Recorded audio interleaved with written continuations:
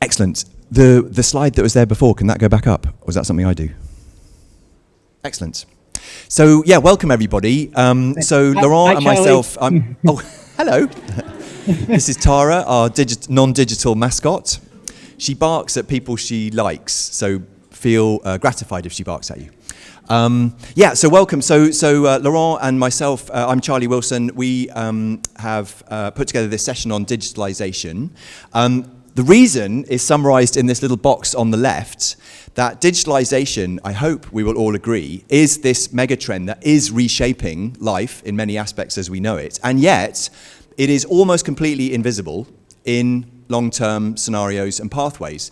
It's not mentioned once in the chapter 3 of the recent IPCC report, and it's only mentioned once in the original Brian O'Neill narratives paper around the SSP. So a big missing element. So we've got 3 talks that are going to explore this, and the first one is a joint talk by myself and Felix Kreutzig, which he's not here. I don't know if he's online, but we pre-recorded it for the online version. So we're going to play that one because you get both of us doing this sort of slightly bad comedy act, and then we'll move on to the other presentations in the room. Oh, and that's right, there's Tim who's going to give his presentation by remote after us.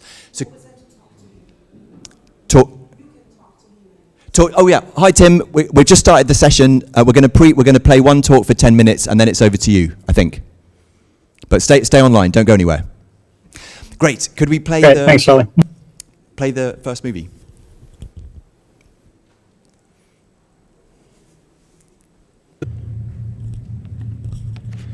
Hi, let me introduce Charlie, who is the good guy today. And my co-conspirator Felix is going to play the role of the bad guy as we discuss digitalization in the Anthropocene. So by way of context, 2 obvious statements: digitalization and climate change are megatrends that will shape life in the Anthropocene. And by digitalization, we essentially mean collecting, exchanging, storing, processing data quickly, connectively and cheaply. One of the main hypotheses that we have is that digitalization is a continuation of information systems. And one of the earliest information systems is script, like the cuneiform script from Sumer, where the first signs were used to communicate messages to organize dam building, which led to the first ecosystem catastrophe by flooding and desalination problems. Fast forward several millennia, skipping over major new information systems involved in both the agricultural and also industrial revolutions, and we come to the differential analyzer developed at MIT in the 1920s, which was also used as an analog model of the expanding electricity grid at the time. So, from a historical perspective, digitalization is just the latest generation of information systems. It impacts natural human systems by increasing efficiencies, which is very important. It makes our lives much more efficient and enables us to get new options. With that, of course, there are new forms of consumption coming in, and that means also growth, and actually growth in resource use and overconsumption in also relation, of course, with respect to greenhouse gas emissions. And it leads to expanding political or economic control in time and space. In historical times, you just had access to a few people that you could control. By now, with Facebook and Google, you control many billions of people. It influences social interaction and cohesion, but also has the risks of polarization. So in the 1950s, various digital innovations from to do with sort of signal processing, and then obviously the birth of what would then become the internet, were associated with what is known as the Great Acceleration that you can see in these trends. And this was the beginning of the Anthropocene. Digitalization has 3 pathways. First, it influences planetary stability directly by direct and indirect environmental footprints of digitalization and AI, and by also having an impact on solutions by reducing possibly some options. It has 2 important other indirect pathways that are often overlooked. Digital technologies have impact on equity, sometimes positive, but also in major labor markets like the US, negative equity impact. And equity is important because only in more or less equal societies you have enough political stability that you can actually implement climate change policies, for example. Same is true for the third pathway, political agency, because if there is a lot of polarization that hinders deliberation and the development of own opinions that contribute to political debates, and in polarized societies, again, you have difficulties to actually implement climate policies. And maybe worth pointing out for our audience, Felix, that these three criteria, planetary stability, equity, and political agency, are the criteria by which we're evaluating the role of digitalization in the Anthropocene. Thanks for reminding me. It's a pleasure. So, on to the first, equity. The implications of digitalization for equity, or at least on the sort of negative side of the ledger, can be seen in this map, which represents the very uneven access to digital infrastructure and services which we see worldwide. And in the little photo you see towards the bottom left, with all of the e-waste, the electronic waste, digitalization is creating demands for all sorts of rare earth metals and other types of minerals which can have adverse local impacts on mining populations, again, particularly in the global south. Moving on to human agency, thank you for the reminder. I must remember my role as good guy, that on the left you see a whole variety of, if you like, agency-enhancing roles of digital services, from access to finance, to livelihoods, again, particularly in global south, to the ability of communities of interest to get together, to form and to create networks. However, it's not only a rosy picture. It's actually a very dark picture, I would argue. The problem is the monopolistic data platforms, and they create a system sometimes called surveillance capitalism. There are three issues here. The first one, A, is that they get more and more powerful by more and more data agglomeration. They collect more data and it makes them more powerful, and they can collect even more data. That's just an intrinsic cycle, but it has influences on two other pathways. First, B, which is exercising behavioral control. It's a lot of nudging that is happening in social networks and influencing populations on a massive scale, which would be unacceptable if it would be done by democratic societies. And of course, pathway C, it influences political digital agency by specifically nudging into political opinions, which is done by polarization and like issues like Cambridge Analytica also directly for elections. So here I see a very, very dark form of how digital control is developing. That's pretty bleak, Felix. I'm somewhat scared to know what you're going to think about the impacts of digitalization for the environment. You won't be surprised, it's rather bad. But first, there are direct effects, which is really about the direct carbon footprint, for example, of digitalization. Currently, we are speaking about at least 1% of global greenhouse gas emission coming from data centers, for example. It's increasing exponentially. I have to admit, there are also a lot of efficiency technologies to make data centers more efficient. However, recent trends show that efficiency development can't keep up with the pace of demand for data centers. So not nice, but also it's not the largest point. There are a lot of indirect effects, which is really about like accelerating consumption, for example, by targeted advertisement, and which really means that there are a lot more consumption interactions that are not responding to human needs, but they are responding to increasing carbon footprints. And worst of all, there are systemic effects. There are full changes on societies. I mentioned polarization. But yeah, I have to admit, sometimes they could also develop in nice directions. For example, you can integrate renewables much better by digital devices. Taking a little bit more of a positive spin on that, Felix, I would say that certainly those latter green positive effects on systemic change are actually, as you say, fundamental to future renewable grids which will rely on highly complex real-time balancing of distributed loads, storage and supply. I don't mind what you're saying, but I would prioritize that it's even more important to prohibit the bad RAD effects, so to put it under regulation. So what we stimulate and what we prohibit going forward is the final part of our talk, in which we shift to the scenario context. What does the future hold? I think you can be the bad guy now. Oh, okay. So think about where we are with emissions now, and think about our three criteria that you see on the right for life in the Anthropocene.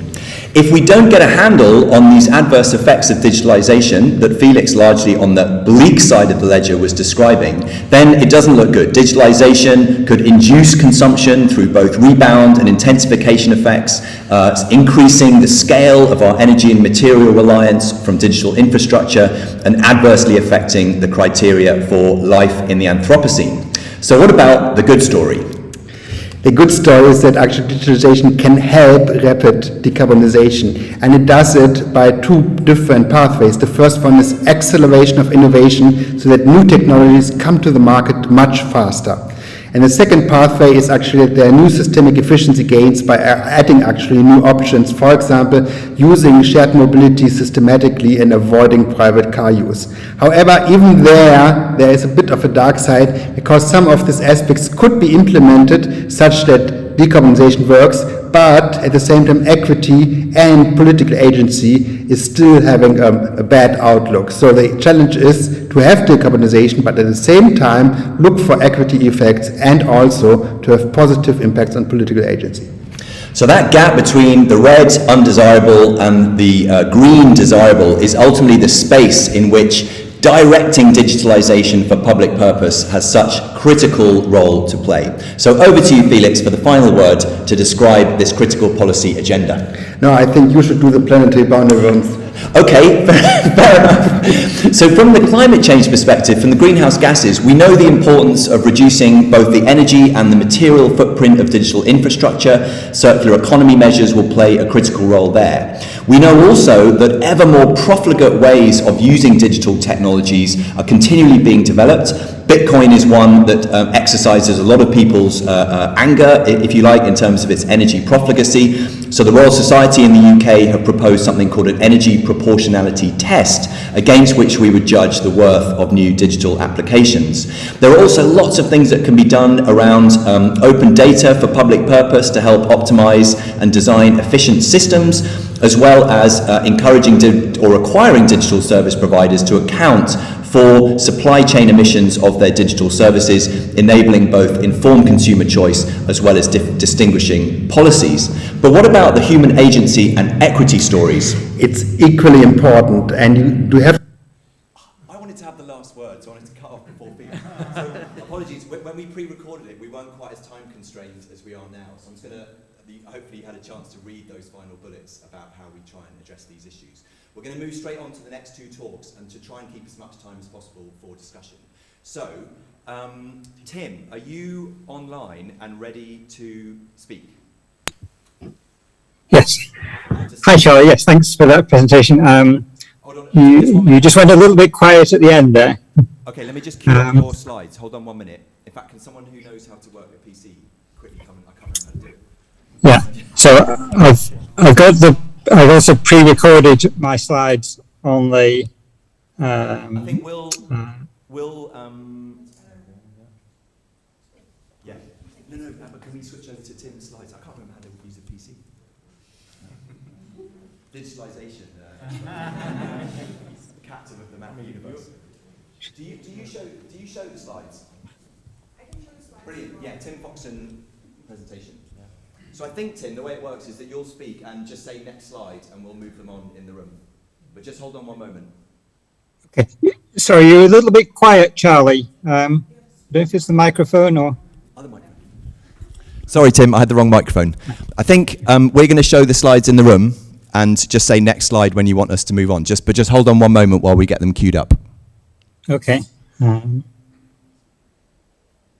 As I say, I recorded the commentary with them, so you might get the. Oh, I see. I think we've just got the slides, not the thing. Okay. While we're waiting, does anyone have like a sort of clarification type question for the talk you've just heard? Not a big substantive one, but anything that was unclear. Everything's radiantly clear. Excellent.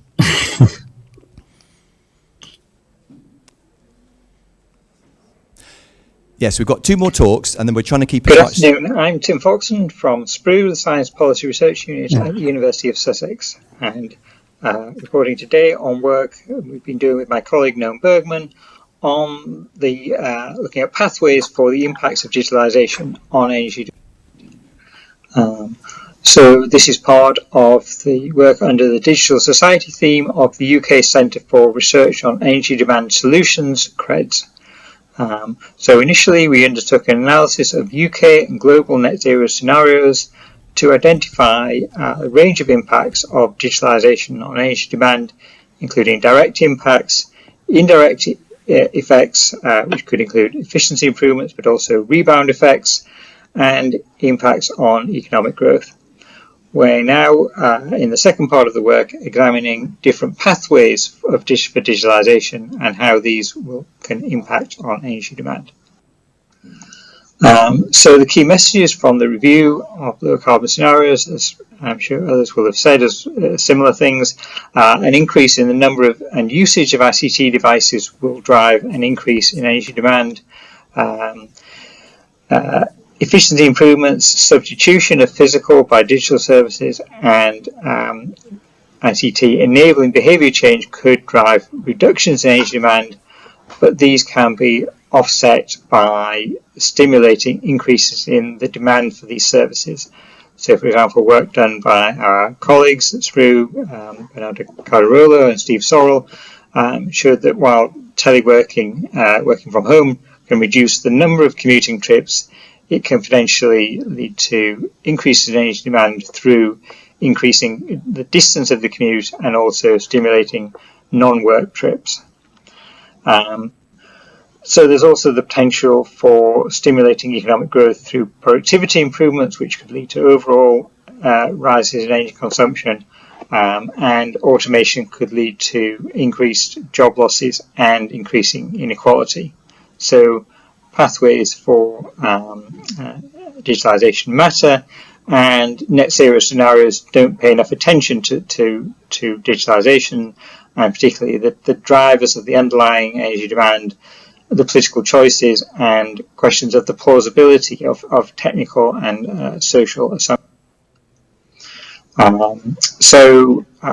Some examples of the type of effects we found in these scenarios: an expectation of a huge increase in the number of ICT devices in coming years.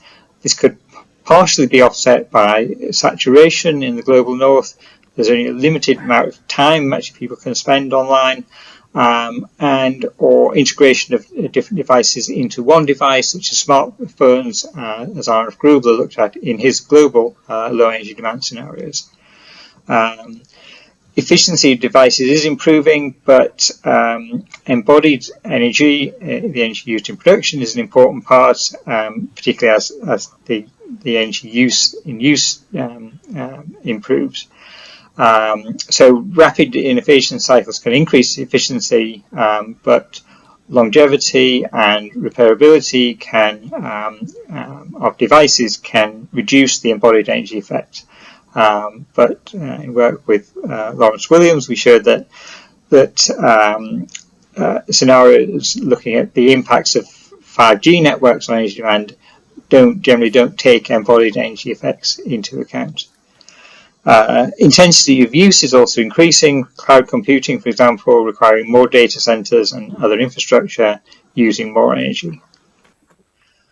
So, as I say, what we want to do in the second part of this work is to combine this with work by colleagues in CREDS, led by John Barrett from the University of Leeds, looking at UK low energy demand scenarios, and their work drew on Arnold Grubler's and others' work at the global level, and looked at assumptions across different narratives for assumptions across different economic sectors within the UK, and combined this with system modelling of those sectors. And they showed that it was possible to achieve a 52% reduction in UK energy demand from 2020 by 2050 in the most ambitious transformed scenario.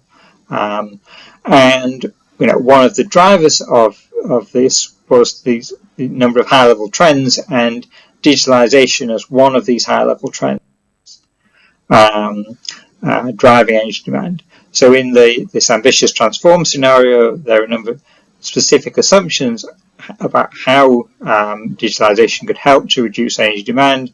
For example, the capture and use of energy system data, enabling energy system providers to more efficiently meet users' needs, and to enable consumers to improve their control over their own energy use, and hence leading to reductions in energy demand, looking at substitution of digital services for material goods, for example, digital books, digital music provision, and so on. Again, digitalization in transport and mobility provision, enabling remote working and remote interactions, and a shift towards shared mobility, public transport, and walking and cycling solutions. And also enabling sharing and circular economy solutions, so designing for repair and reuse rather than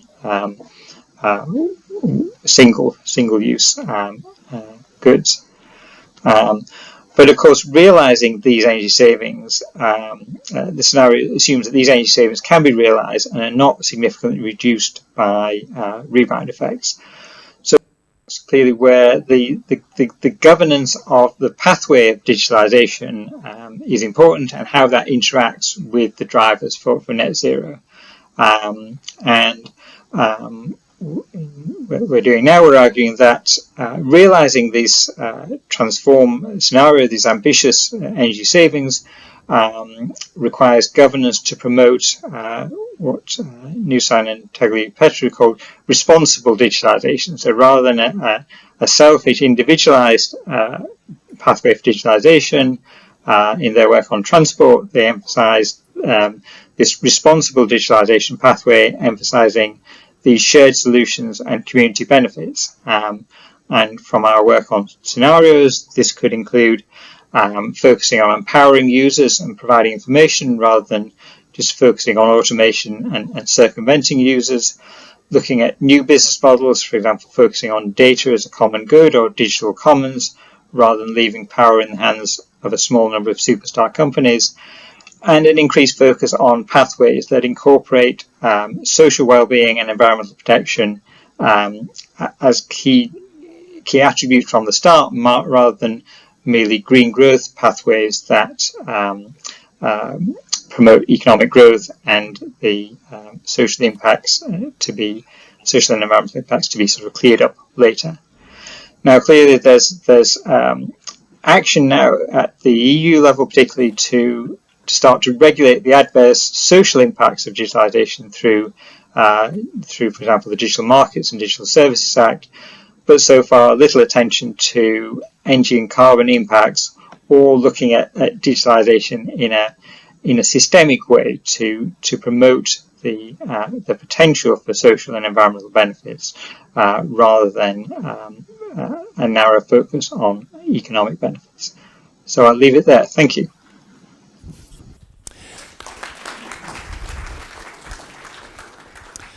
Excellent. Many thanks, Tim. And apologies, we ended up playing your pre-recorded version, but you came across loud and clear in the room.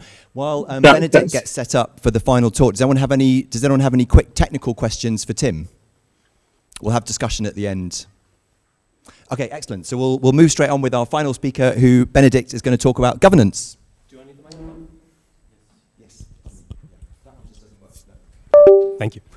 Can we get the slides up? Well, first of all, yeah, I started the presentation, but doesn't show up here. I've got the presenter's view. Thank you.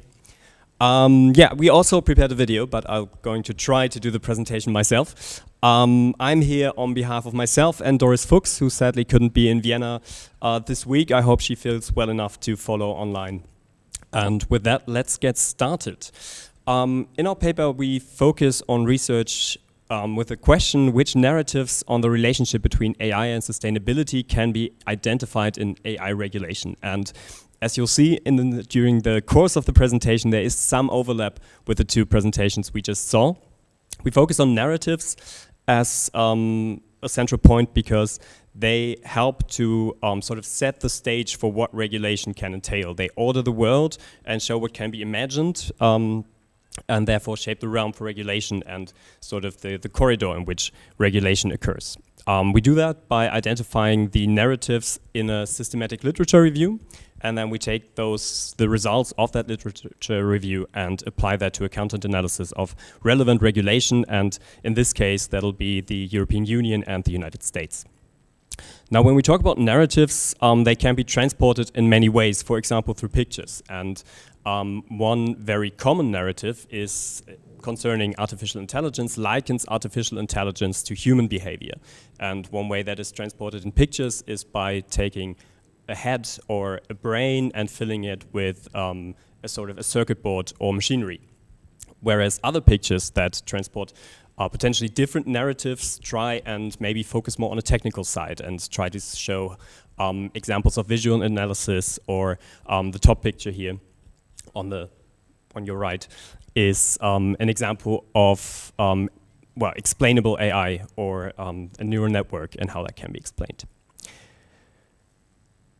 We identified a set of narratives on AI generally, which starts with the terms intelligence and learning as in machine learning, which sort of evoke human-like associations and liken the technology to human concepts and experiences. And then we have the personification of technology as a second narrative, which we often see in media, in many science fiction works.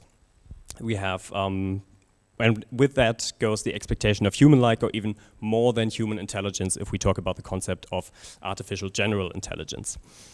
More concrete or more concrete are narratives on the inevitability of AI and the need for international competition, or the need for regions to position themselves in international competitions in a way that gives them an edge. And also the idea of them as highly disruptive technologies, which is something that we already heard in another talk, a technology that has impacts on all forms or on all parts of the economy and potentially all parts of society. Now, more narrowly, narratives on AI and sustainability can be grouped or are grouped by van Winsberge in two categories. One is AI for sustainability, and the other one is the sustainability of AI. The former one focuses on how the technology as a tool can be used to improve the sustainability of societies through increases in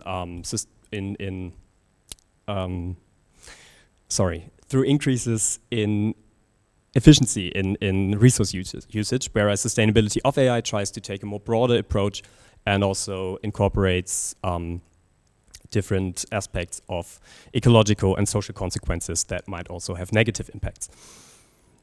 So just a quick overview, AI for sustainability can be grouped in three categories: environmental sustainability, which is resource optimization, as I said, research on smart cities, and AI for climate change, which is AI applications that can be used in modeling climate change. Now, on the other hand, we have sustainability of AI, which focuses on the need of developing AI in accordance with sustaining environmental resources for current and future generations. And as an example, the research usage by machine learning applications, for example, in natural language processing applications, can be very high. For example, the equivalent of the CO2 emissions or CO2 equivalent emissions of 5 cars over their entire lifetimes. And this data is not from 2022, but maybe 2 or 3 years old. So current numbers are likely even higher. And another factor is this. The social impacts of AI, because the benefits and negative impacts of AI technology are often very unevenly distributed among different groups of the population within a country, but also globally between the global north and the global south. For example, if you remember the map that we saw in our first presentation on the accessibility to digital infrastructure, that of course, if there's no access to that, a lot of AI applications also have no value to people that don't have that access. And finally, the role of public actors in regulatory oversight is mentioned in, or is a part of sustainability of AI in order to, oversee the development and the sustainability of it. So just summing up quickly, these are the narratives or the parts of narratives that we identified and that we then looked for in the regulations.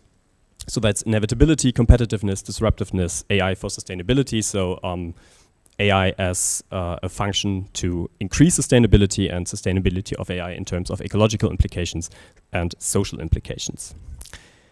Now, we chose to start with regulation from the European Union and the United States because these are two of the three or what are considered to be three major players in the field of artificial intelligence globally, the third being China, and certainly including the Chinese perspective would be worthwhile in future research, but we have not gotten there yet.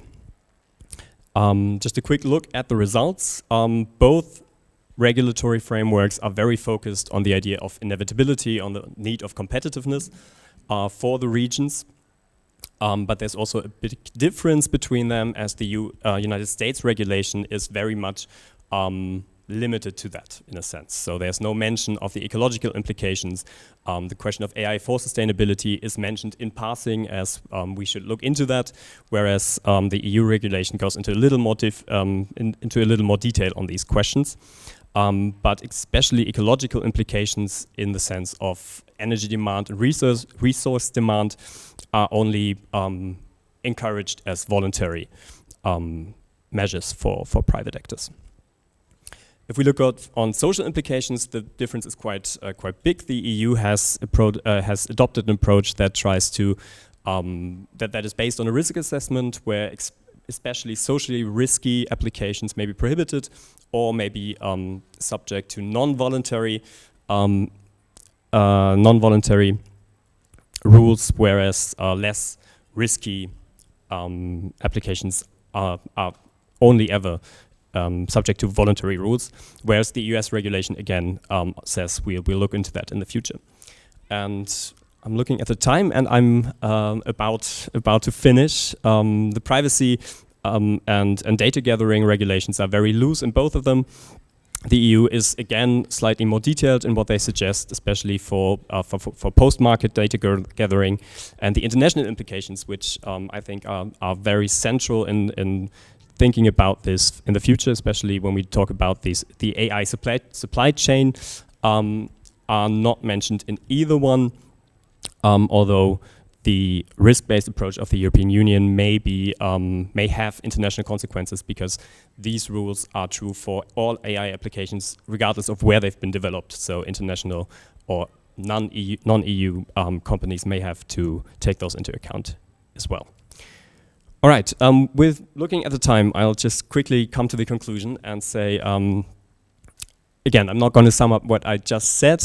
I think with a look to the future, it'll be interesting to see whether or not these considerations and this part of literature will find its way into regulation, and whether or not, as you said earlier, Charlie, scenarios will pick up on this and try to incorporate them. Thank you very much.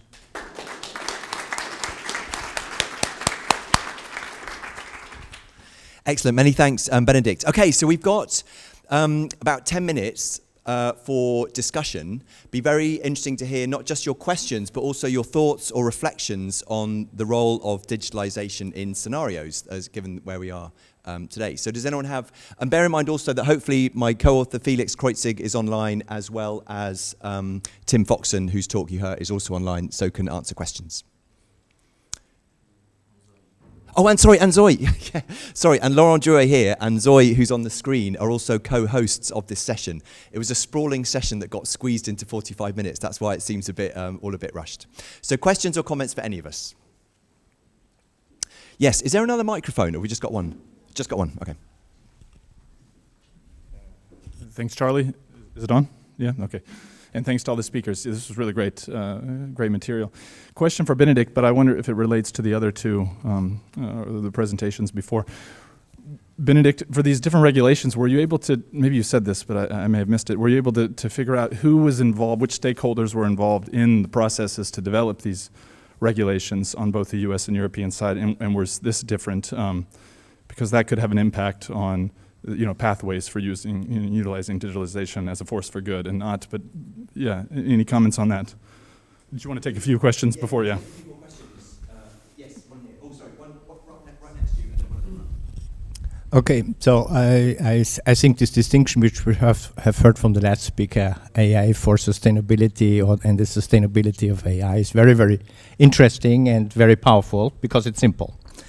I wonder whether Tim has, for instance, some plans to actually quantify this for the UK low demand scenario. What is the respective effect? I mean, I hear, you know, you want to look at the positive effects and the take-back effects, but where is the quantification? So is this planned, or is this just conceptualized but will never be implemented? So we will not have a case where we see what are the respective magnitudes of these different drivers. And I think this is an important complement of this, to find out which of these two tendencies might outweigh, and we might want to have different scenarios along this taxonomy in digitalization. Yeah, to be quick, Henry Carlson, Stockholm Environment Institute. Thank you so much. So also to Benedict, when you presented the regulations, I tried to imagine being an inventor or running a AI research group, and I couldn't find anything I could not do. So it seems to be rather weak regulations, or are these just position papers or anything like that? Thank you. So maybe let's quickly put those back. So a couple to Benedict and then one to you, Tim. Hopefully you heard that one around quantification. Thank you. I think a part of this, I did not talk about the processes behind these, the regulatory processes because of time. They were different. The one from the United States was under the old administration as well. So that's something to take into account when people write these regulations. They'll try to write them in a way that gets them passed. So that's one thing to consider, and in a publication of this research we'll certainly go into more detail on how these processes worked and which stakeholders were involved.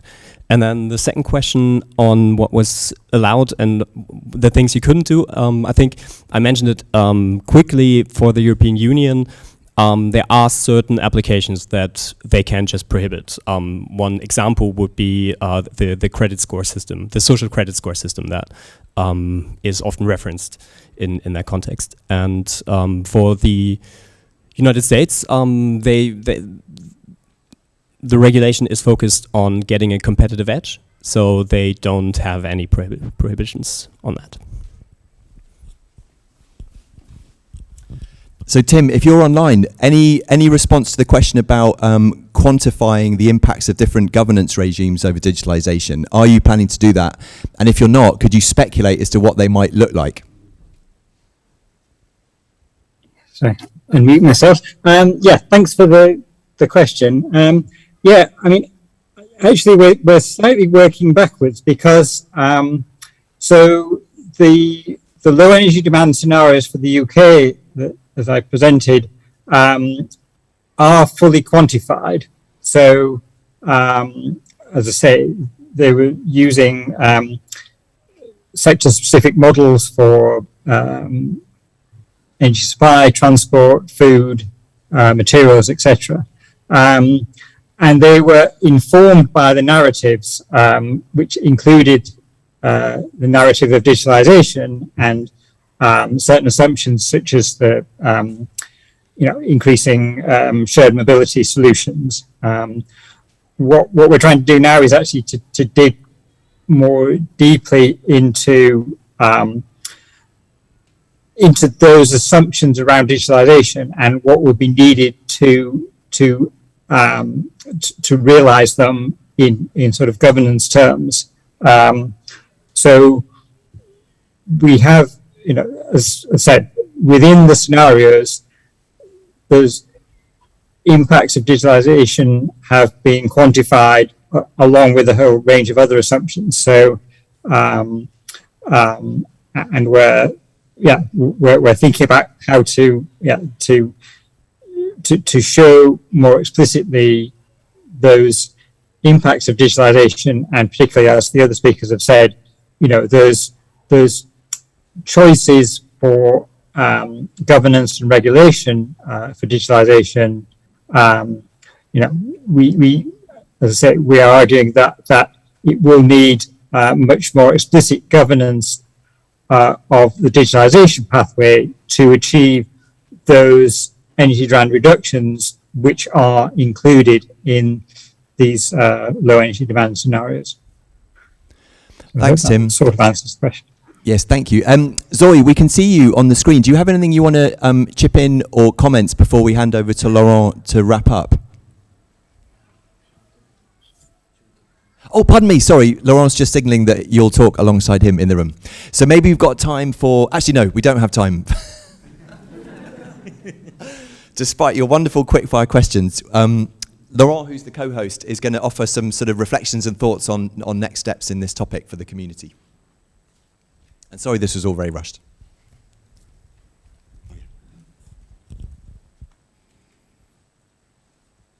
Okay, thank you. So, yeah, from the presentation we had, basically I mean, now we have identified the challenges of digitalization, and there are many challenges. And one of them is that you need a lot of green lights so that digitalization benefits to society, going from the ICT skills to standardization to cybersecurity. There is a long list and so on. The second main challenge is that digitalization means more electricity uses and more material uses. And this comes as many places, many sectors, and also how you organize the network, what type of computing facilities you choose, and what type of end users devices. And you have to account also for the whole life cycle impact of the devices on the computer facilities. And the last challenges, which is very important, that digitalization has systemic impact. I mean, that was a bit very similar to one slide of your presentation. Basically, because you have a long-term socioeconomic reaction to digitalization. And also digitalization will bring some new service that we don't know what will bring to the society. Some maybe they don't bring anything, but some they will stay and change our behavior. So we need digitalization scenarios that basically encompass all these aspects of these challenges to assess what are the exact potential of decarbonization from digitalizations. So maybe we can go in some directions, like to have some augmenting scenarios based on the SSPs, starting from the SSPs. Having some new scenarios, but basically that span the range of the scale of these digitalization challenges that I mentioned in the slide before. But what we also really need is to have scenarios that speaks to different sectors, and that are integrated scenarios that speaks to the production of services and goods, to the consumption of end users, and also target also explicitly the ICT sectors to understand what is the evolution of the ICT sectors, and in consequence the energy supply, and then the material that are attached to the ICT sectors.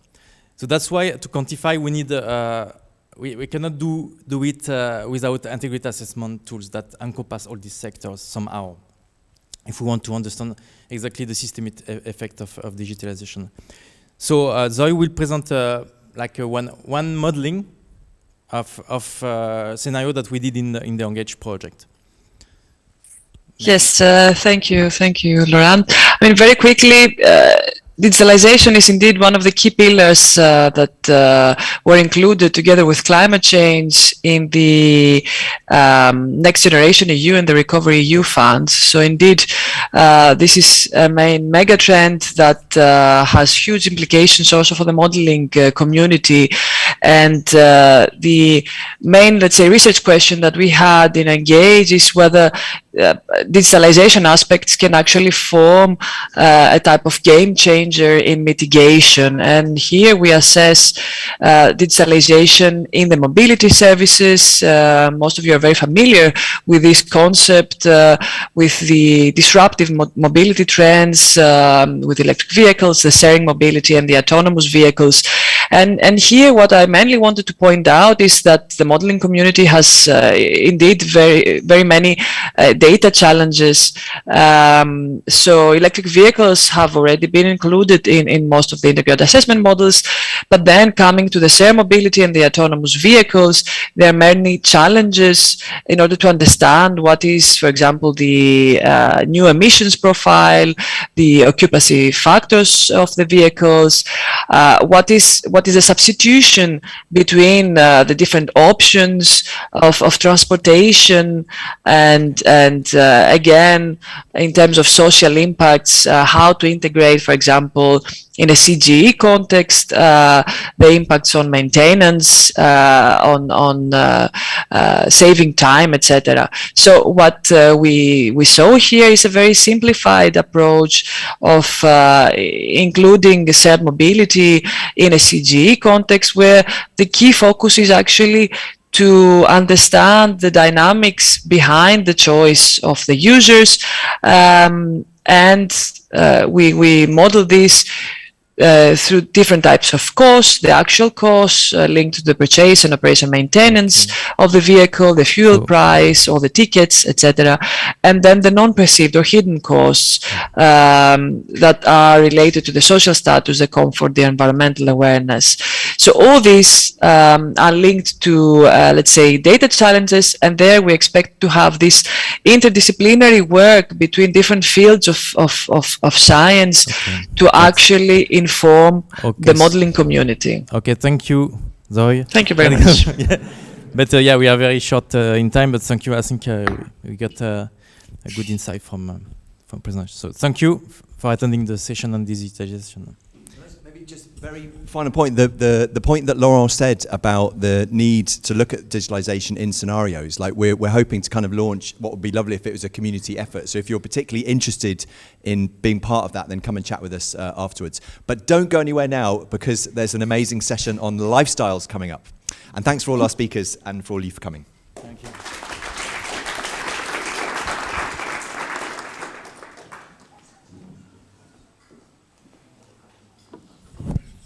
Yes, I have the honor to share this session on lifestyles.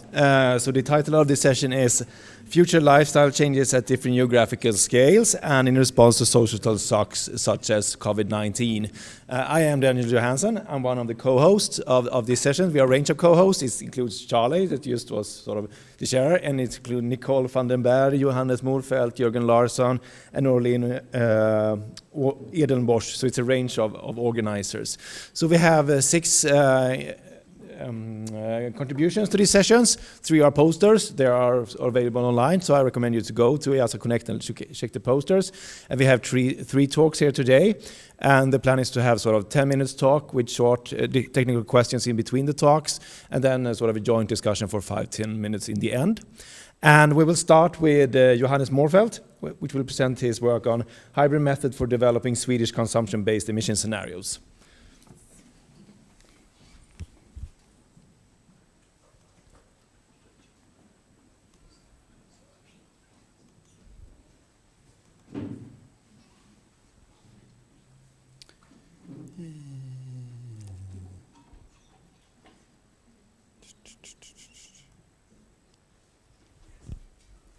Yes, great. So, hi. I am going to talk about first version of this hybrid method that we developed for Swedish consumption-based emission scenarios. And this is for sure a first version, but the interesting part was that the results were actually used in a political process to suggest consumption-based targets for Sweden, which was actually proposed by a government committee just a few months ago. Just to start off, to put us on the same page, what is consumption-based emissions? Here we see territorial emissions, which is the UNFCCC way of accounting emissions, which of course includes all the emissions within the border of a country. So in the Swedish case, you have emissions for products and services used and consumed in Sweden, but you also include emissions related to exports of products. But in the consumption-based perspective, you shift and instead you look at emissions still in Sweden that are used in Sweden, but you also include imports of other services and products and the value chains connected to them. And in the Swedish case, this is mostly focused on food products, some fuels, air travel, of course, which is per definition international, and there are also some materials that are traded back and forth. And the Swedish case is also kind of interesting here because the territorial emissions are around 5 tons per capita, while the consumption-based emissions are 9 tons per capita. So we have a big difference here that is based off on the fact that we're an open economy that trade a lot and import a lot of goods simply. Another important aspect is that of the consumption-based emissions, this part here is 36%.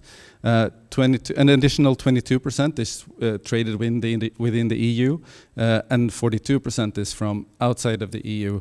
And of course, there are different climate policies addressing these emissions that might be a motivation for why you want to have consumption-based targets. So you can also regulate this at a national level. To say just a few words about this political process. So it's a cross-party committee on the environmental objectives it's been around for 2 decades that actually governs the environmental objectives in Sweden. And they were given a mandate from the Swedish parliament to propose targets on consumption-based emissions. And what I'm presenting here today is this report. You're welcome to scan the QR code if you want to read it. And this was commissioned by the committee, and it was actually used to kind of argue for their case. I'm going to come back to how ambitious their suggestion is in comparison to what we model. But just to quickly walk you through the analytical framework, I have short time, so I'll do it very quickly. We used simplified scenario narratives that are kind of built around current trends in different indicators as a reference scenario. Then we look at the territorial targets that are already in place in Sweden with a net zero target for 2045, and what the implications of that target would be for the consumption-based emissions. And then on top of that, we look at another layer of advanced technology, both in Sweden and abroad, and also lifestyle changes within Sweden. And all of this is to obviously then estimate the carbon footprint in line with the consumption-based definition. So we look at, on the one side, technology development in mainly transport, food, and housing, where we had specific models taking into account technological innovations and how fast technology would be disseminated in Sweden and in other countries. And on the other side, on the demand side, we look at demand growth, which is for the reference scenario based on government reports. And then also population projections, of course, and the lifestyle changes that we look at, which is, for example, less driving of cars, switching to a less meat-based diet, and reducing the square meter per capita in housing, for example.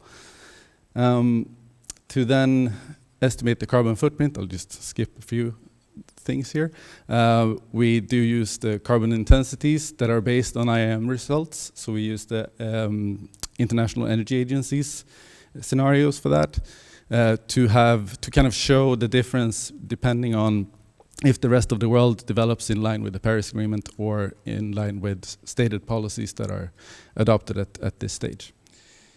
To continue into the results, this is the reference scenario, in which case it's the current trends, as I mentioned, and policies adopted at this point that governs the emissions. And we do have a slight decrease in emissions, landing at about 4 tons per capita. The interesting part here is that this is still based on demand trends that are increasing. So we are still pushing down the trend, even though we're at the current policy stage. And just as an example, this implies car travel per capita with an increase of 20% until 2050 compared to now, and 100% increase in air travel. And that also includes non-CO2 effects of air travel. Going on to if we only implement the territorial targets, so no care for the emissions that are imported, so to say. This would be mainly then from advanced technology as like what is mainly promoted by the target as it is right now. Some of the main technologies are obviously a shift to electric vehicles, also fossil-free steel in the steel plants in Sweden, and so on. And here you can see the difference, which is kind of an uncertainty from the Swedish perspective. Depending on how the rest of the world develops, the result will be very different. So it ranges between 1.5 ton to just over 3 tons per capita, depending on the rest of the world, so to say. And I should also mention that the IEA scenario is a 1.8 degree mitigation scenario with net zero greenhouse gas emissions by 2070, so just to put it in context. If we instead only look at lifestyle changes, and the lifestyle changes we've looked at, we call them comprehensive. This is one thing that I want to work on more to get a better framing for it. But the idea is that it's lifestyle changes that don't impact welfare, so they would be like possible to actually implement. And it does include sharp reductions in meat consumption, for example, and transportation and housing. But we can see that only lifestyle changes would also not bring us very far, very low, and it's more or less in the same range as the territorial climate target scenario. But with a combination, we could push Swedish emissions down to around 1 ton per capita, assuming that the rest of the world develops in line with the Paris Agreement. And to give some examples of these lifestyle changes in numbers, for example, it would be a reduction of air travel by 50% until 2050 compared to today. Car travel would instead decrease by 20% instead of increasing by 20%. And this is actually in line with the trend. So even though the Swedish Transport Agency says that it would increase by 20%, it's been fairly stable per capita since the 1990s. And it also includes doubling of public transport and reducing beef and milk consumption by 75%, housing space by 10% per capita. So going back to the proposed targets by this government committee, what they propose is a net zero target, which is a very, I think, common way of defining targets on emissions at this point. But they propose a 2 to 3 ton target, depending on if they choose a 1.5 degree level or a 2 degree level. That's the range. And this is per capita then to 2045. And what we found, if we look at the 2045 mark, in the same, including the same parts of society, we would be on around 1 ton if you combine lifestyle changes and advanced technology. So there is the potential to actually push the ambition one more step compared to what was actually proposed from the Swedish cross-party committee. It's also interesting to note that the target would actually be reached if the territorial target is met and the world develops in line with the Paris Agreement. So it's not very ambitious, but on the other hand, it puts consumption and lifestyles on the kind of political map and makes it possible to discuss them in the future. I know I'm out of time, so I will do it very quickly, but I have some future ideas for future research, and it's partly to further develop like the framework for the demand side. So I have a better understanding of the lifestyle changes and put them in a more systematic framing. And the other thing that we're looking into doing is coupling the model that we've used with energy systems modeling, both to get a better estimate of the carbon footprint, but even also getting some impacts from, for example, European policies like Fit for 55 and what that would have as implications on these results. So that was it. Thank you.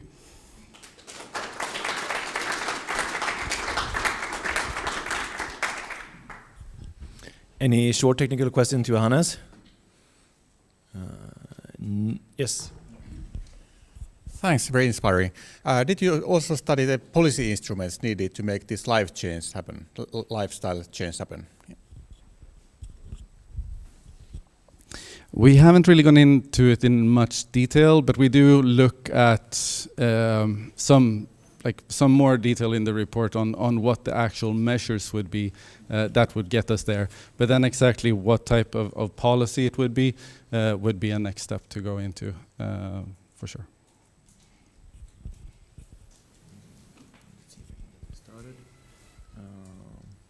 Yes, so next speaker, we have a recorded talk. It is Hayley Steele from UC Davis. And have we got it up here on the screen? And the title of the talk, Should Future Scenarios Factor in Impact of Racism Upon Emissions? So, Hayley Steele, it should be in... Hello, my name... You are here?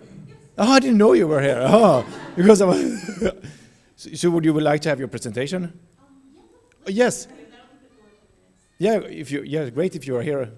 You would give it in person? Well, I'm nervous about but just stop me if I hit 10 minutes. Yeah, but no problem. That would be great if you do it. I didn't know you were here actually. I was trying to find you and I got the information that you were not around. That's really great. So let's try to find your PDF instead, because now I open the video.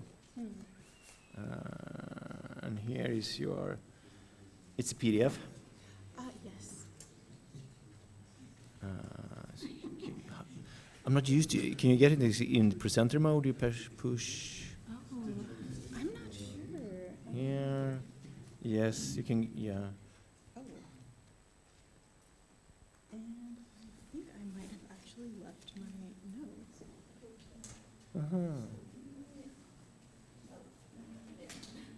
That's great. Okay, perfect. Yes, we have very precise language. So. Yes, then I leave it to you. Great. All right, perfect. Oh, thank you. All right. Yeah, thank you so much. My name is Samara Hayley Steele. I'm an advanced research affiliate at the UC Davis Mod Lab, which is a digital humanities laboratory. I worked with a number of co-authors on this talk, and I should say I'll probably be sticking to the script kind of closely because we did have to workshop the language for a level of care to cultural sensitivity for this, something that Jim Skia brought up in the plenary yesterday, that is rather important when addressing certain topics. So that said, oh, interesting, it's a PDF. So in our review of research, our team found that racism, a study that confirmed that racism is a driver of emissions from on-road travel in the United States. And we concluded that it is time to study racism as a driver of emissions in a more general way. In this talk, I'm going to discuss current research supporting a limited understanding of the nonlinear relationship between emissions and racism, racism's effect on innovation and decision-making, racism's effects on energy policy and climate science, and I'm also going to offer a set of recommendations from our team.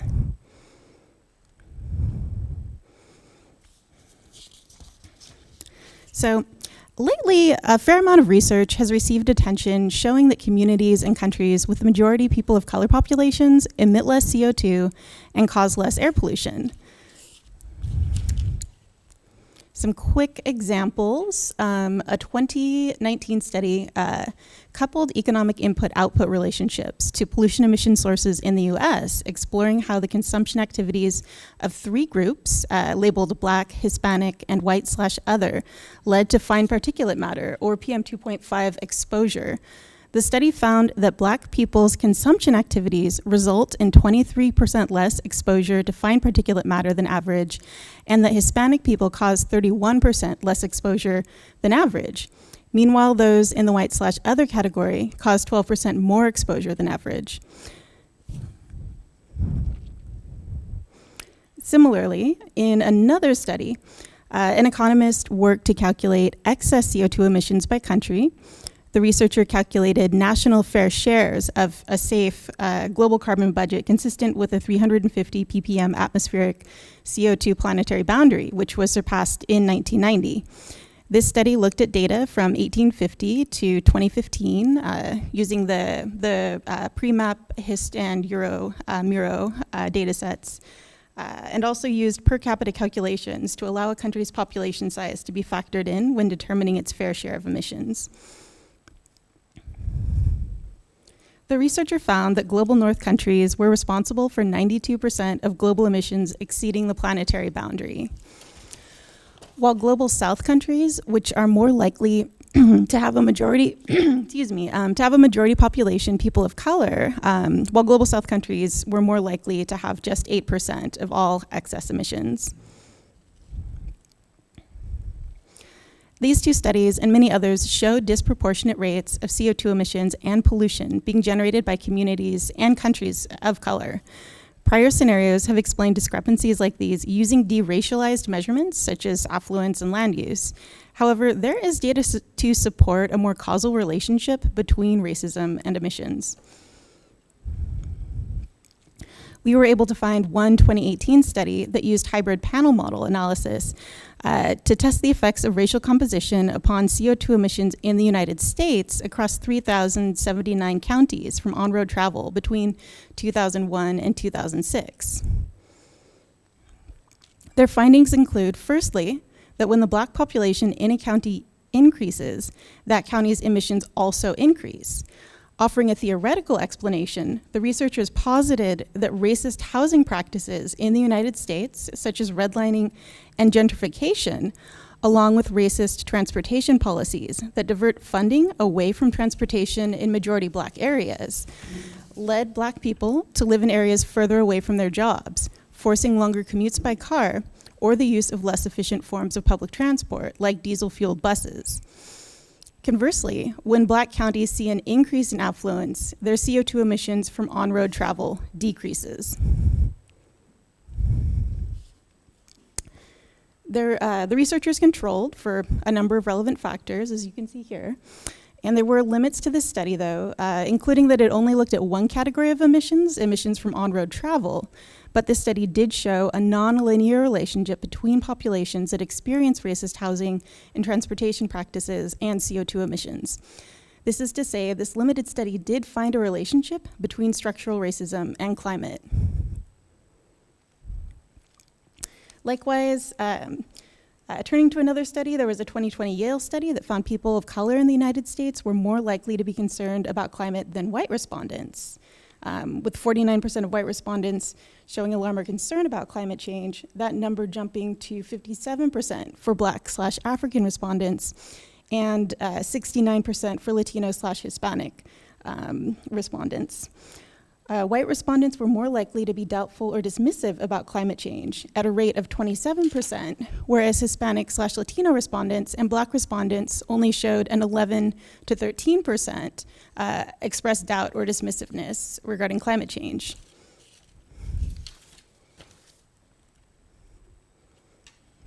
Hispanic/Latino voters and Black voters were also more likely to rank climate change as an important factor in an upcoming voting decision than white voters.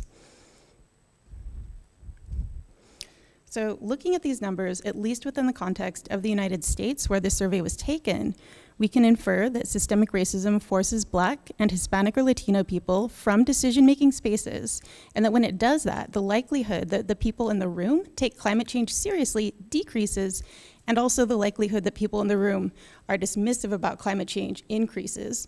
Also, when Black and Hispanic or Latino people are denied access to voting in the US, the likelihood of electing policymakers who take climate change seriously decreases. So looking out more broadly at the effect of racism upon innovation and decision-making, there are a number of studies, mostly in the realm of psychology, that indicate ethnic diversity in groups improves decision-making, fosters greater innovation, and leads to enhanced information processing for everyone in the group, including those who are in the ethnic majority, and that the benefits can be stimulated by anti-racist practices and policies that promote systemic equality and inclusion. While there isn't time in this presentation to talk about all these studies, I will just hop over to one. There's this 2020 study that analyzed data from 3 decades of PhD recipients in the United States. They found that PhD students who are ethnic minorities innovate at higher rates, but their novel contributions are more likely to be dismissed, and they're less likely to earn academic positions. This is just one example of the research that shows how racism reduces innovation and removes innovators in every field, thus reducing society's overall capacity to address climate change. As for climate science and energy policy, in 2019, the University of Minnesota released a policy report entitled "Diversifying Leadership is Necessary for Climate and Energy." This report argues that structural racism fuels emissions in a variety of ways, including the concentration of social power and by limiting the potential for innovation. Likewise, in 2020, marine biologist and climate science policy writer Ayanna Elizabeth Johnson penned a Washington Post editorial exploring the ways racism and anti-Blackness have disrupted her own work and forestalled climate action. Quoting Toni Morrison, she writes, "The very serious function of racism is distraction. It keeps you from doing your work." In her editorial, as well as in an NPR interview, she explores how racism disrupts the ability of the very people who are statistically more likely to care about climate change from addressing it. So racism contributes to emission along a variety of fronts, from structural racism creating longer commutes in the US to preventing climate policy from getting written. What would it look like if our scenarios tracked the impact that racism will have on emissions in decades to come? So past studies have tended to focus on diversity rather than racism, or have been quite limited in scope. What if we were to use a similar approach to the way the impacts of sexism on emissions have been studied? Here's this study that looked at a variety of indicators, such as women's freedom of movement and ability to participate in civil society and hold leadership roles.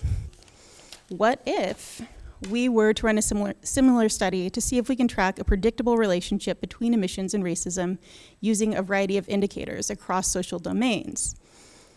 And the tools to create such a study, include, we found a few data sets, but there are probably more out there. There's the Ethnic Power Relations dataset family, and the VDEM Codebook has a number of indicators that measure the way ethnicity may determine things like access to justice and various other social indicators.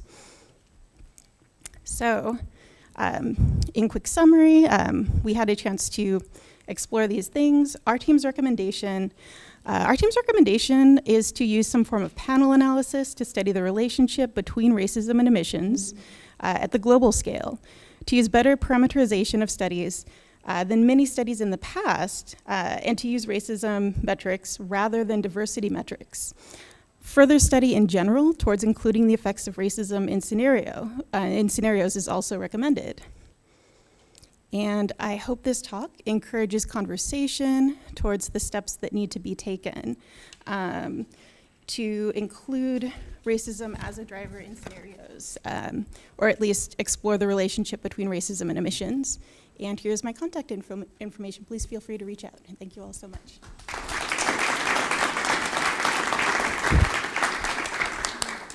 Any short technical questions to Haley? No, she will be around later on for this sort of conversation we have in the end as well. So I'll leave the floor to the next speaker. It's Nicole van den Berg, and she will give a talk on pathways towards low carbon lifestyles. Let's see if I can get this working. Yeah. Yes. Thanks.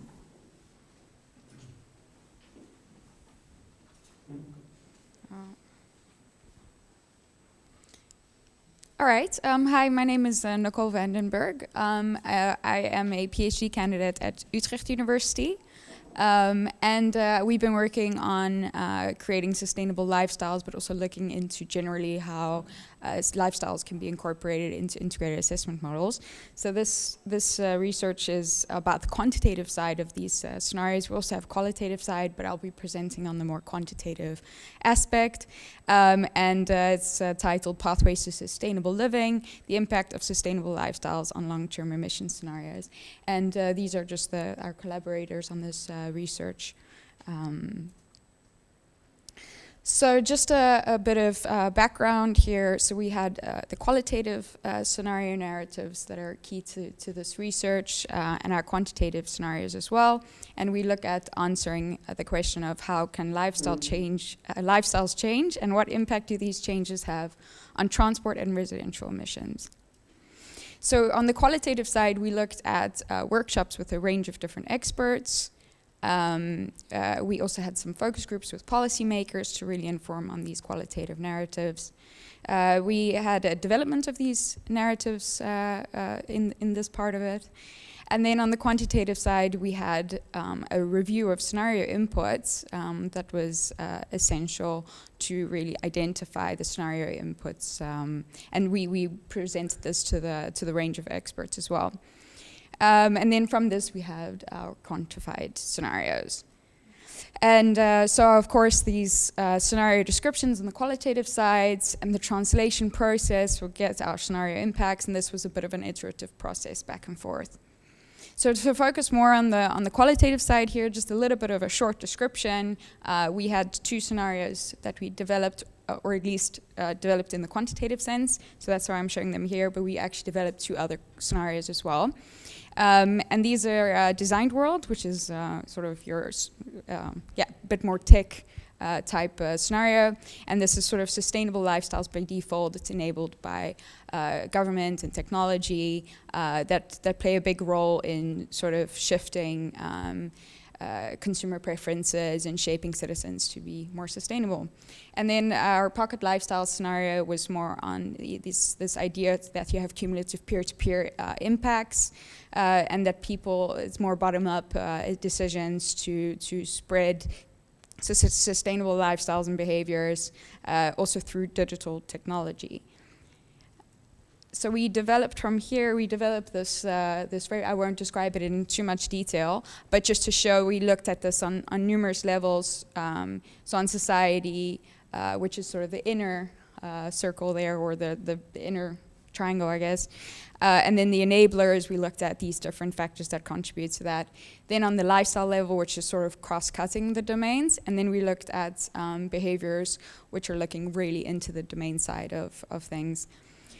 And then just to highlight, in case I hadn't mentioned that, but we used image model to quantify this. So we decided that we were going to first identify the different scenario inputs. So this was more on the quantification process, and that in the scenarios we defined our actions, our motivations, the contextual factors that affect the behavioral actions, the adoption rates we distinguished between global north and global south, and also the speed of transition. And this all played a role in how we modeled it. I won't go into too much detail because there is a bit of a longer list here, but I just wanted to show you that these are the behavioral actions that we modeled, and the level of adoption rates and speed of transitions, to give you an indication that the contextual factors and the motivations is what sort of determined how quickly and how many people would actually adopt these types of behaviors. And then the same on pocket lifestyles. These are the behavioral actions that we took into consideration. A little bit more on the telecommuting and, if, for example, in residential, smaller household size, etc. And then I just wanted to highlight here, because this is sort of essential to the way that we modeled these lifestyle changes, that we looked at these in terms of the adoption rates, the percentages, but also the transition speed. We actually used these adopter groups, and we identified saturation years in which these adopter groups would be sort of saturated. And this was based on this figure here. It's actually by Rogers et al. It's the diffusion of innovation theory, and we adapted it a little to include this sort of time of saturation, and by doing that we were able to actually put it into the model quite effectively. So yes, we use the timer energy model for this as part of the image integrated assessment model. And we actually added these adopter groups as an extra layer of heterogeneity into the residential sector in timer. So it wasn't just something that we did exogenously, but it was able, by creating these adopter groups in the model, we were able to capture these effects. Just some preliminary results. I won't go into too much detail here. This is just transport and residential as a whole to see the different scenarios and how they compare to each other. And we distinguish here between the solid line global north and the dotted line is global south. And these are all baseline scenarios. So the SSP2 scenario we use as a reference here, designed world in purple and in orange pocket lifestyle. So you can see the strong effect, especially of the design world in transport and in residential. And what's interesting to note, I guess, is in the pocket lifestyles, the sort of gradual transition you see, and that's mostly because of the way that we implemented these adopter groups. So I just show you these. So that was on a per capita level, the emissions per capita, and then now we show it on a total emissions. And I show you here for the 3 different scenarios. Basically what we show here is a decomposition of the emissions and the contributing factors to these total emissions between 2015 and 2050 in this SSP2 scenario. This is for transport, and you can see the different colors represent the different modes of transportation. The letters there represents P is population, A is activity, M is mode shift, E is efficiency, and I is CO2 intensity. You can see here, yeah, I mentioned that already, but it's between 2015 and 2050 and the changes over time. And this is for global north that we're showing. And you can see here that this trend of increasing emissions from population and especially activity changes and reduction in emissions from technology, so efficiency and CO2 intensity. Just to show you on the other scenarios, so these are the scenarios that we developed. This is all in relation to the 2050 result of SSP2. So you can see here that's what it's sort of representing, and that they match up with the values of 2050. So that's how you can read these scenarios.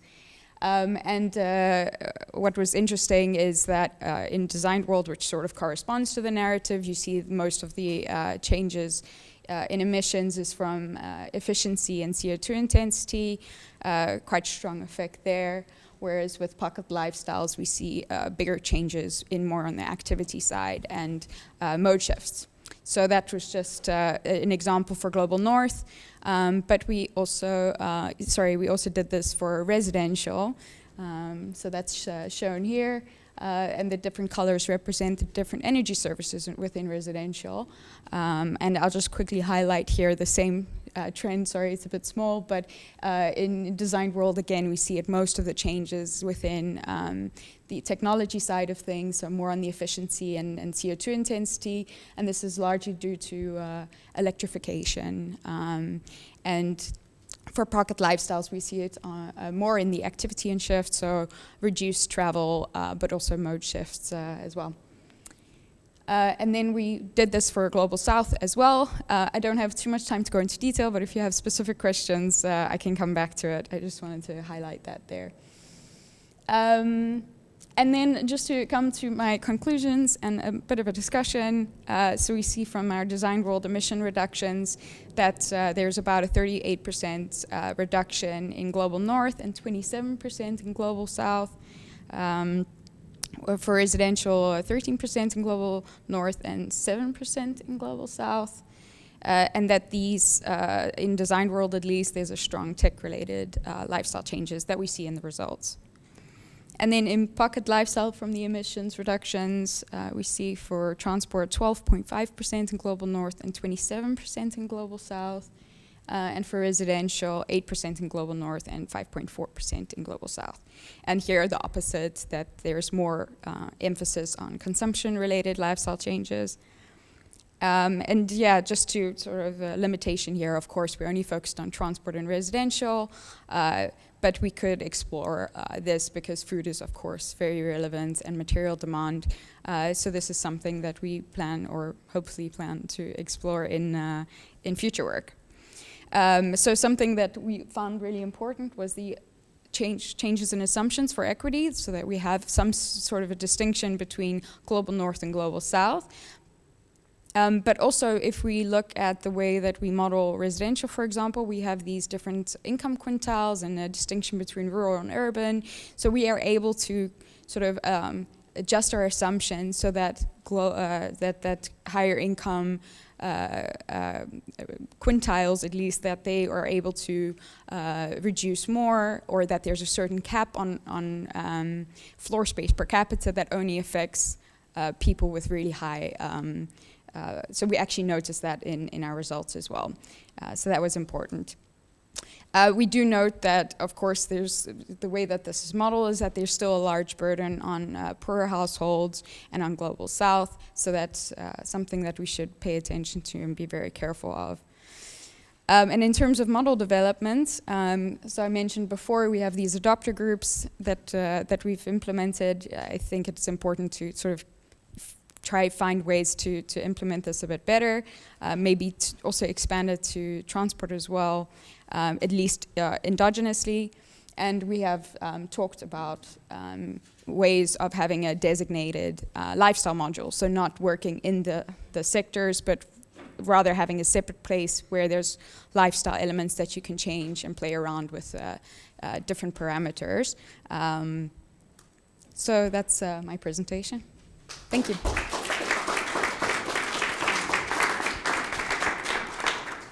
Thank you, Nicole. Please also come up, Haley and Johannes, and then we do a very short panel discussion. We have to leave quite soon for the plenary. We'll start at 6:15, so perhaps we can have questions and discussions for about 5-8 minutes or something like that. So perhaps we can start with 3 questions, and then you can answer as a group. So I think you were the first asking. Hi, thanks for your talk. I wonder a little bit about the global north, global south divide, and also how you identify the different adoption rates. So maybe you could talk a little bit about this. The next question, any more? Yes. Thank you. I'm Stefan from the University of Freiburg, Germany. Especially my question goes to Nicole, but also in general. You talked about behaviors and the, I'll say it differently. I think we need both. We need the pockets, these are the early adopters, and we need to design the system around it. So why do you separate them? Is it not smarter to combine both the infrastructural change? In the session this afternoon, earlier this afternoon, we put next to behavior the concept of practices, right? It's behavioral in a context. So I wonder how more systematic your scenarios maybe could be. Any more question? No. So we go to the panel. We can start with Nicole, and then Johannes can answer afterwards. Yeah, so in terms of the global north, global south divide, so we made this distinction, of course, in the regions. We have these in the image region, so it was easy to apply it. When we sent our review out to a range of different experts, we put in these differences, and we basically looked at, first of all, what we already see in the differences between global north and global south, so taking into account the sort of reference, but also to take into account what is realistic in terms of reducing emissions for different regions. So, of course, there's a huge distinction between electric vehicles in global north, where infrastructure, it might not be as possible in global south, and it is quite expensive. So we take that that distinction into account, where we see what's realistic and based on a range of different experts. So that's how we try to, as best as possible, to take that into account. And then in terms of your question, so we agree. I mean, we have these actually 4 scenarios, and that in the real world, or the ideal world, it would be a combination of different elements. I think for the scenario work, it was important to keep these separate, to see the isolated impacts, so we can say, okay, this is that contribution. I think ideally what you would have afterwards is sort of a combination where you can see what the combined effect would be. We haven't done that. I'm not sure if we were planning on doing that, but at least to acknowledge that also the real world is not going to be one or two of these. It's not one or the other. So just to see the combination or imagine the combination effect, but for purely seeing the results of it, it was more interesting to separate them to see what the and I think especially for policy, just to be able to say, okay, what's the, if we were to stimulate these kinds of behavioral actions, what would the emission effect be? That was important. I can maybe add to the question from Stefan too, that like it was actually one of the things that I wanted to get out of the work that we did, to show the impact of lifestyle changes or behavioral changes in combination with like society shifting, to put it in context. But obviously this was a very short project, so we have more things that we could do. And I think one issue that's important is rebound effects, to like actually, especially at an individual level, to see where the money is actually spent if we shift lifestyles and reduce demand of things. Yeah, and with behavioral changes regarding racism, it's really going to depend on the conjuncture that you're analyzing. Which country you're looking at. In the United States, we've seen policy shifts in policing, the end of stop and frisk in New York. Kind of region by region. Shifts in the way education is handled, shifts in public finance, shifts in, transportation finance, that has, helped alleviate sort of differences in affluence and civil liberties between ethnic groups. So kind of thinking about how this, could be treated as, a lifestyle change as well as something that our team at least just thinks should be, watched as a driver, could definitely play into these analyses. Thank you. There is definitely a lot of research to do on heterogeneity within societies and political power among various groups and lifestyle changes and so on. So I think it's a fruitful path for research in the future for the scenario community. Now we have to end this session because due to the plenaries. So thank you all for participating in these sessions, and also a big